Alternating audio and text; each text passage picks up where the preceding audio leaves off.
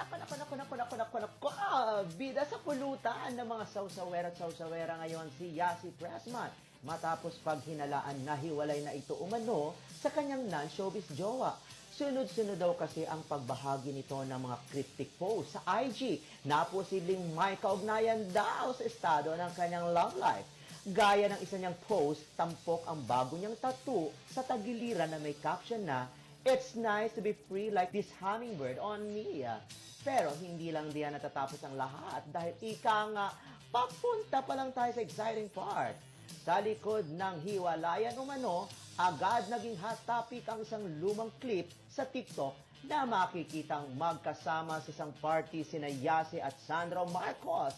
Kasama rin sa sumambulat na video ang tila isang intimate na eksena na paglingkis ng presidential son sa actress habang nagsasaya ang mga ito.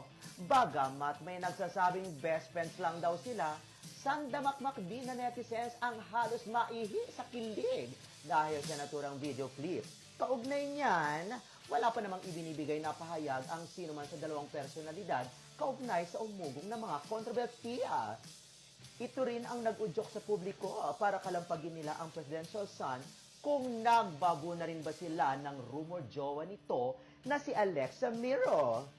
Ito si Ray Pumaloy, ang showbiz marites ng Abante La Tabloid. Matapos lingkisin ang boylet kong isang girl. Walang sabi-sabi, bago na agad. It's not my loss, no? Ganda ko, no?